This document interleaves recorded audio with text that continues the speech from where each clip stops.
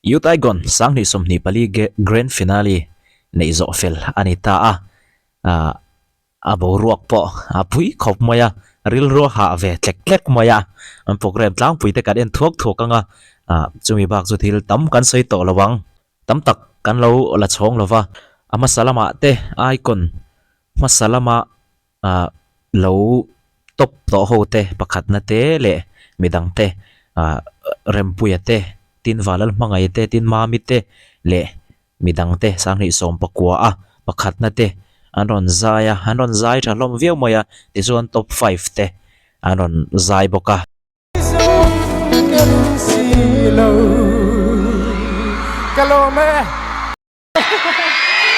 cần cấp 5 Zina cần xuân vô em tụi mố tùy đâm tầng vá đâm đừng xem cho nó chết lấy đầu sang cần xuân đấy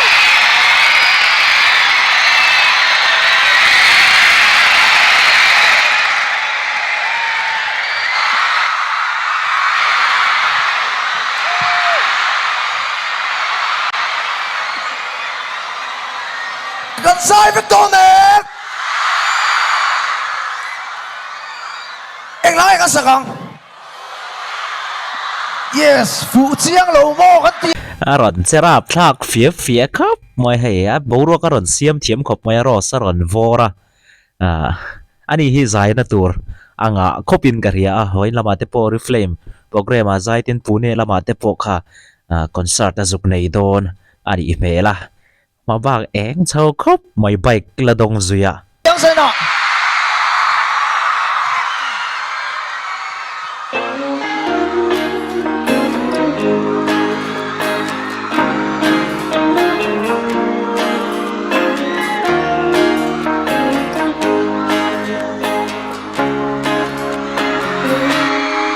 phụ lâu mò chiang đôi viên thiếu tôi âm mây đất lipstick hơi càng sâu cả mình đã đến nó phụ việc có rọi bé về trên nào phụ chiang lâu ai promise chẳng xuyên tôi nè suy lung đúng nghề mày suy lung đúng nghề mày chỉ biết mong cho bạn thấy tàu lần cả năm trên dấu ống mòn cây dòng cất hiu nên thay lô cây dòng cất hiu nên thay lô phục chia lô Haron cebona ni ho hangai thatai la khati zong khani phot sela performance ron chaturu hem kop pai din mi pui loma lo shem chima icon tu kan ti kha icon ti lar zol tu ti zok tiang je lo ne sang din chim zom tia chan che kan ne ke en vak to lo meng che real za lang le vak palang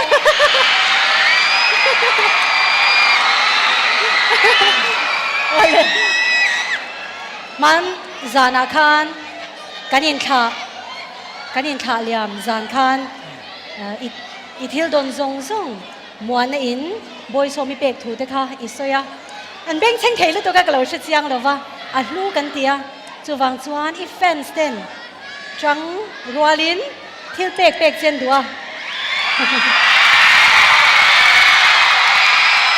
ta chia dan chuan bike an hlan don ani a hlan tu khan ai se ja la ka se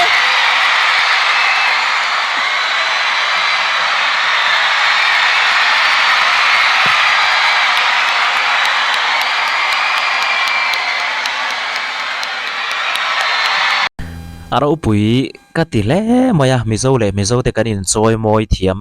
khop maya kanin du sak ton thiam em kan mi du zong te du thon top lowin tiang hian thilpek lut tak mai kan harin pe phal ania awan ro pui takem awan lomom takem tuidama tangin tiang hian aron zai ania mi pui te zara alomom alimom tak zetani tu bai kon zet chu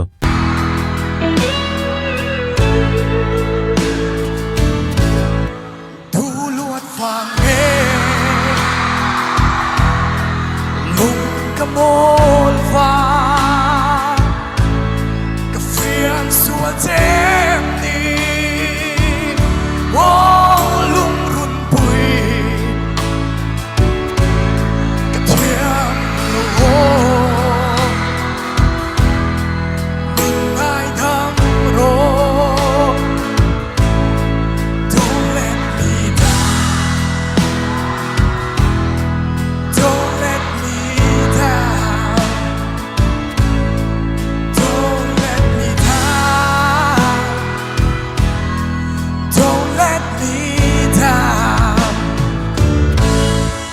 lâu xóaไอ้เราอย่างมวยปอรอนใจชักครบมายามวยปอรอนมวยขบมายมวยอันนี้พวกที่สุดอันนี้ไอ้เจ็ดนะแต่ตุ้มขบมวยมิวสิกวิดีโอทาริมชาสเตตัสอันมุดเจต่อมายฮิตวิวตัวง่ายเตียง ruộng xì lô thằng khoan đi mình có rô ăn liam dâu ta ngayon ao maila irsay an relo ang van mo'y nazong po buwan at sulso ta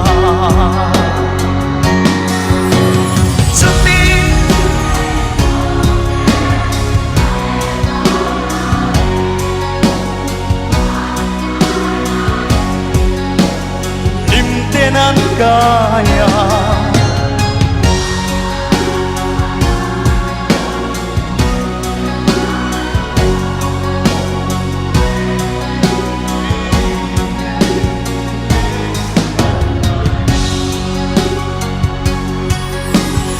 leng hin nui rine leng dangan ai lo me top 3 zigami haran zaita biakima awan zai thate rengem tin alung len thlaka mi puya thap tlei ne khop mai ani hi nakin zera po ke ma bi ka chuan ka ngai thak du zel tur ka ongai na chi tak mai ni a nuop non khop pu mai hei ama ringot po hi munom thamani hani hi yutai kon fo ri sela mi pui tam taki kan mi tu tlak zoi karing kan lom pui lu tuk hi tiang vel chu ani amilo she thia mola petera zai hi ka ti sual nge ka me sual nge ka shelo ka lo record mai pal lo maya tin sang liana zai po chu ti tho an mani life lama har sa do ma wangina chuak le thina tiang vel chu ni a nia kalom bona achenga lo sang liana tai te a kan some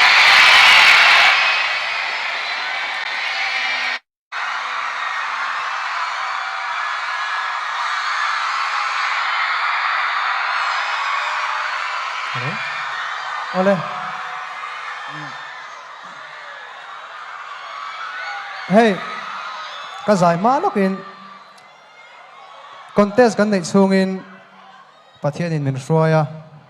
leng zem le leng long vek ka sa a zai na in ti sik ra kan nei to don lova atop kharnan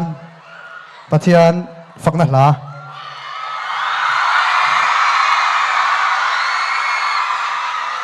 tunge iro puina shil zawang tunge shathia mang ti hnakan sadon ani ale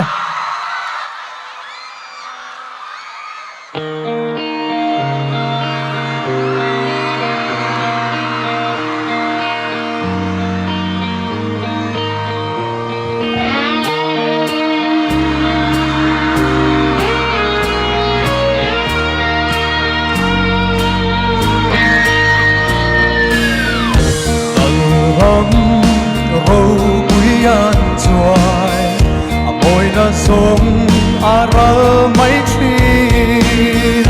khovel vinna ko atna ingaya la pa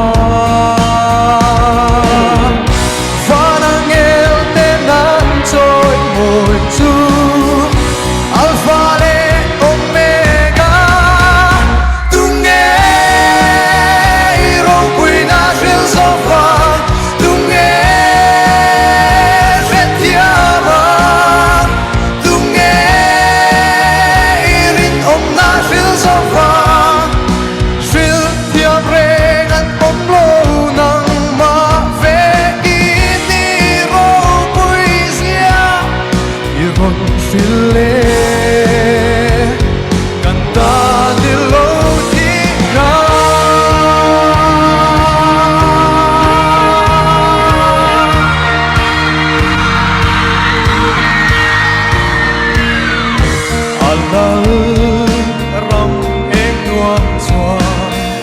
chẳng dâu lâu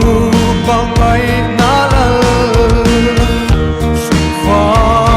thì tu đã pha lâu anh đừng nên min lệ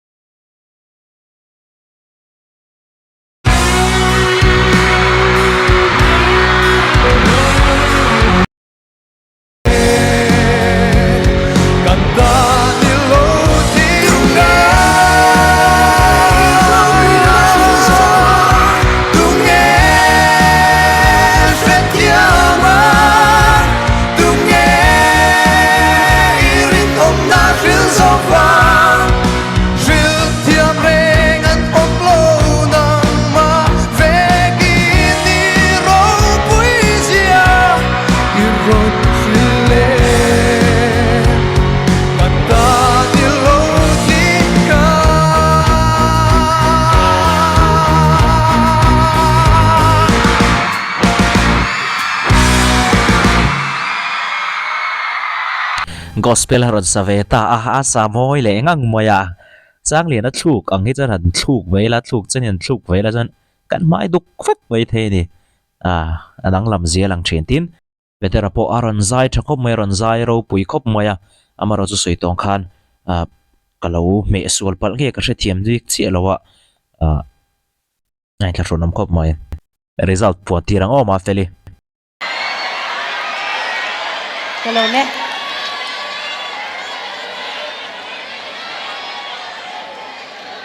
LPS Youth Icon sang ni som Nepali second runner up lo ma pathum na dong tu chu lai pia ki ma nam te then ka ni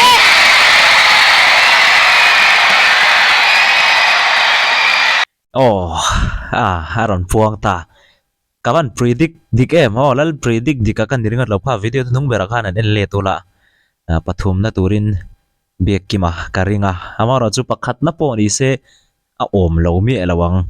kati kha ni ya pathum na din modaron hauta kan lompui tak zete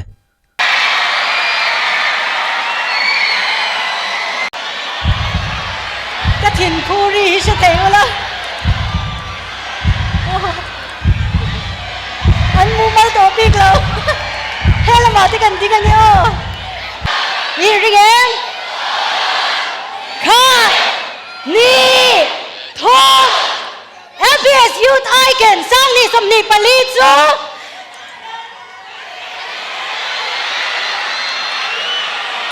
lai sang lia na pa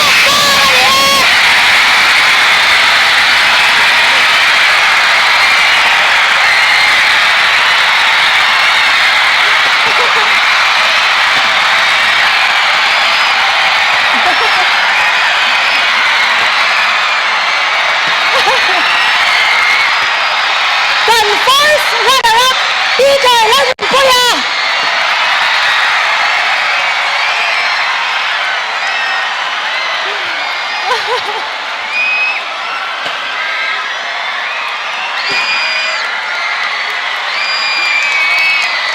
Ole icon kan nei ta sang ni som ni pali youth icon lal sang lia da bok tlang ani betera koreis veng pani na hania ka predict dik khap mai tun trom result chu anuam ve shan pa shim shimani hey serchip district hianin youth icon hi an hon thei khop maya ama sabera zoram sanina hon to a ti chon bung tlanga dota ms na hon le a ti chuan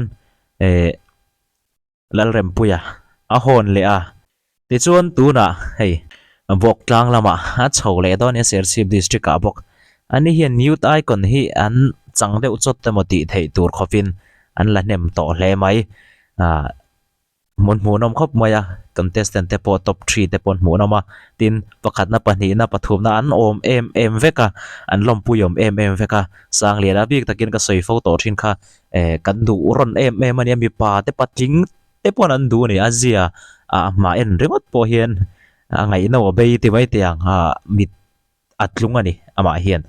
hian thin dam vong maya chuwanga mi tam takin an du ni tin azai dana te o te mizo mi pa zai thiama kan nei ngai zen lo ani tiang icon mi an ton tlak tak tur kan nei hi alomom tak zeta kan lompui na sang ber kan hla na ni ti chuan pani na petera pathian hming lam tlat tu do na kara po sel na kara po pathian hming lam rin tlat ngam tu ahuna lantir ngam reng thin tu ahuna ne na po puang mai ngam ania a chuan tak zeta tin a zai thiam tak zeta a zai technical tak zet thina heti a zai thiam gospel singer ani moni lo bo mizo a hian kan nei lo tuk deuh thoni a chawang chuan ani poi hmaba ka eng hle ri tin pathum na